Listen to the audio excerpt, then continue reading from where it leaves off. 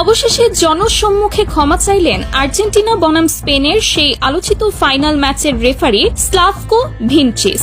চাপের মুখে পড়ে অবশেষে স্বীকার করলেন ম্যাচ চলাকালীন কেন বারবার আর্জেন্টিনার খেলোয়াড়দের বিরুদ্ধে ফাউলের বাঁশি বাজিয়েছেন এবং কার্ড দেখিয়েছেন তিনি, এবং এর তীব্র প্রতিবাদ জানালেন ব্রাজিলিয়ান ফুটবলার নেইমার জুনিয়র। অন্যদিকে সংবাদ সম্মেলনে দাঁড়িয়ে খোদ লিওনেল মেসি জানিয়ে দিলেন কিভাবে ইচ্ছাকৃতভাবে তাদের এই ফাইনাল হারানো হয়েছে, আর কেনই বা মেসি এই টুর্নামেন্টে গোল্ডেন বুট কিংবা অন্য কোনো ব্যক্তিগত পুরস্কার পেলেন না। ফাইনালের আগে থেকেই সবাই ধরে নিয়েছিলেন এই ম্যাচ হবে একেবারে হাড্ডাহাড্ডি এবং সমানে সমানে এক লড়াই।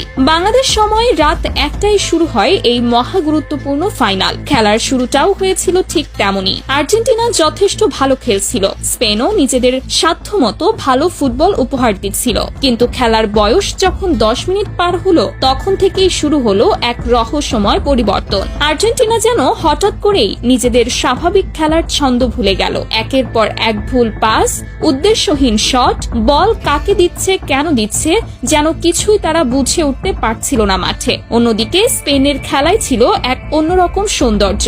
একের পর এক দীর্ঘ পাস, বল যেন প্রায় সারাক্ষণই থাকছিল তাদের পায়ে। আর্জেন্টিনার ডি বক্স লক্ষ্য করে একের পর এক আক্রমণাত্মক আক্রমণ চালিয়ে যাচ্ছিল স্পেন। অন্যদিকে শুরু থেকেই রেফারির সিদ্ধান্তগুলো নিয়ে জন্ম নিতে শুরু করেছিল প্রশ্ন।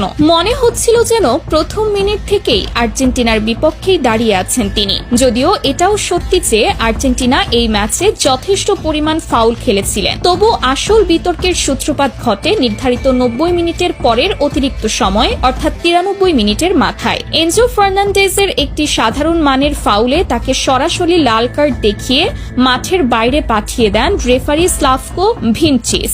লাল কার্ডের সিদ্ধান্তের সঙ্গে সঙ্গেই মাঠে থাকা লিওনেল মেসি সহ বাকি খেলোয়াড় এবং মাঠের বাইরে থাকা কোচ লিওনেল স্কালোনি তীব্র প্রতিবাদ জানান। তারা দাবি করেন VAR প্রযুক্তির মাধ্যমে সিদ্ধান্তটি আরেকবার পর্যালোচনা করা হোক, কিন্তু রেফারি সেই দাবিতে কর্ণপাত করেননি।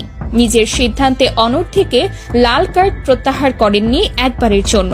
এই মুহূর্ত থেকেই আর্জেন্টিনার খেলা আরো তলানিতে গিয়ে ঠেকে। স্পেনের মতো এত সুসংগঠিত এবং গোছানো একটি দলের বিপক্ষে মাঠে একটি খেলোয়াড় কম নিয়ে খেলাটা আর্জেন্টিনাকে ভেতর থেকে কুড়ে কুড়ে খেতে শুরু করে। ঠিক এই সুযোগেই স্পেনের ফরওয়ার্ড ফেরান তোরেস গার্সিয়ার একটি গোলে এগিয়ে যায় স্পেন।